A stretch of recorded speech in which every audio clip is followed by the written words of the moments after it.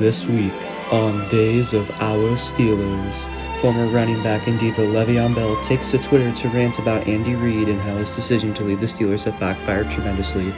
I'll sign somewhere where I'm ready. Ain't no more finessing me with lies and crap just to tell me to sign with they team. No more rush decisions on my end. Period. It looks like Le'Veon has came to the conclusion that he makes rush decisions, which is not optimal for his NFL career and is why he's in this situation. They should paid me what I wanted when they had the chance. Well, they were going to. They just didn't have the cap space, so they could sign players like Big Ben and Antonio Brown, which contributed to your success and ultimate goal to win a Super Bowl. Right, Le'Veon? Money-wise, somewhat. Other than that, heck no. Jets gave you what you wanted. Hashtag we failed you. Well, they did give Le'Veon exactly what he wanted. That was money. If he wanted to win and he wanted a good coach, he should have stayed in Pittsburgh, and he would have had the money in Pittsburgh as well. LOL, the only difference with the Steelers was they gave me opportunity. Haven't had that since I left. I probably needed to play for a defensive-minded head coach instead of an offensive-minded guru. Well, that is an interesting opinion, Le'Veon.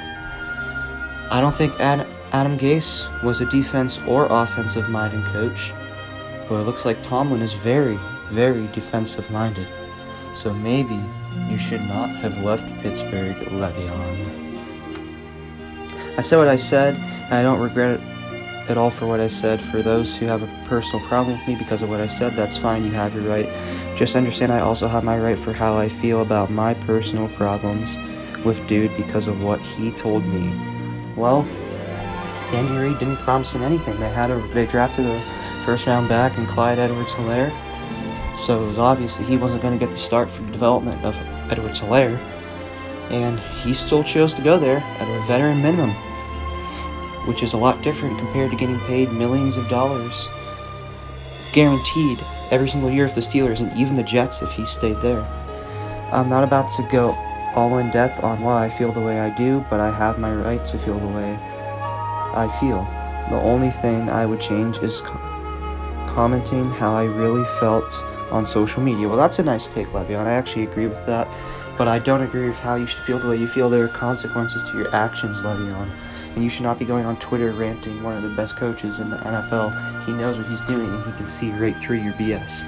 The other day, I said I didn't enjoy my time in KC because I loved my time there and was probably the closest locker room full of players I've ever been around.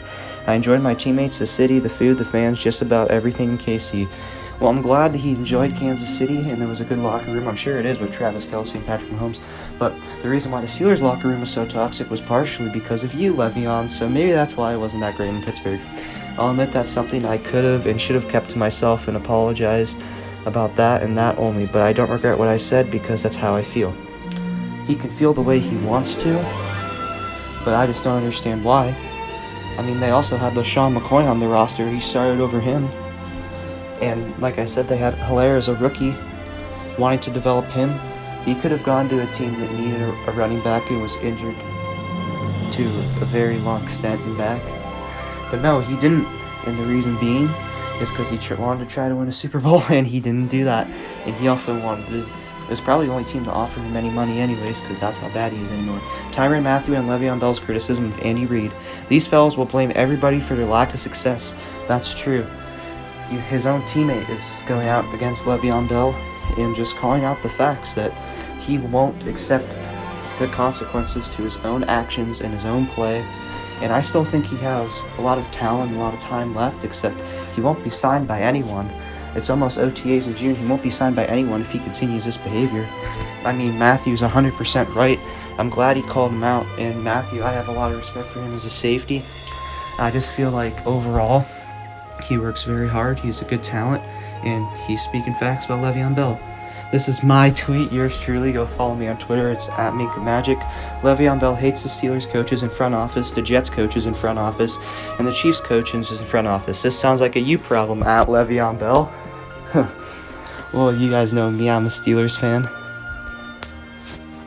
So this was slightly biased, but it is a Le'Veon Bell problem. Maybe not entirely in Pittsburgh because Ben calls everyone out for no rhyme or reason most of the time, and Antonio Brown is a diva. But it is a you problem for Le'Veon Bell, I can promise you that, and he knows it himself. Le'Veon Bell, I'd never play for Andy Reid again. I'd retire first. Andy Reid, according to his stats and effort in practice. Bell's been retired since 2017. And I figured I'd include this because that was the last full year he played for the Steelers. So it only makes sense that he would be retired because he hasn't done anything notable since then. And I admit the Jets have bad coaching, but he got exactly what he wanted there in New York, and he didn't have to go there. Now, we're done reading the tweets from Le'Veon. So I'm going to give my take on this. Now, Bell can feel however he wants to feel about this situation. I believe he has the right to an opinion. But I just don't see how this is at the fault of the Chiefs' management. I mean, they drafted a running back in the first round. They had another veteran in Shady McCoy who got less reps than Le'Veon Bell, and he was there at the beginning of the year. They still utilize Bell to the extent that you should expect to be used at whenever you join in the middle of the season, and they're getting paid a veteran minimum.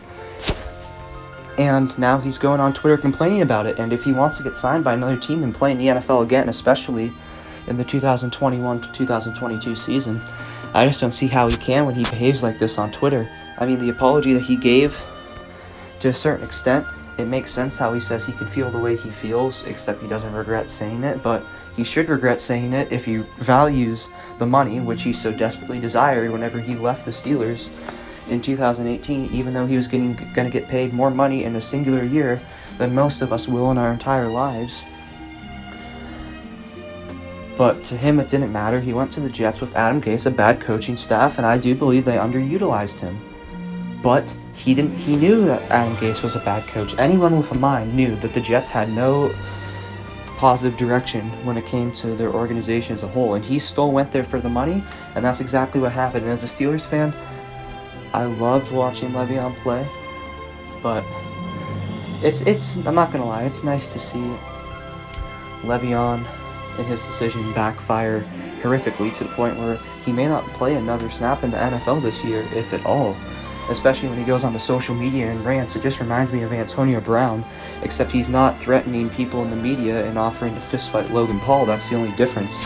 Somehow there was a worse member in the Steelers locker room than Le'Veon, which is just insane to think about considering both of them are divas, only care about money, and honestly, they just can never admit when things are at their fault because that's how much of a selfish people that they are.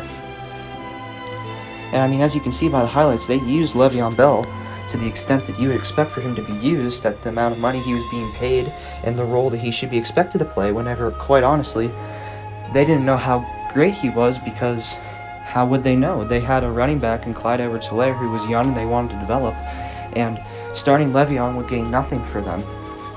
And they didn't even know how he would play based off of his performance when he was on the New York Jets.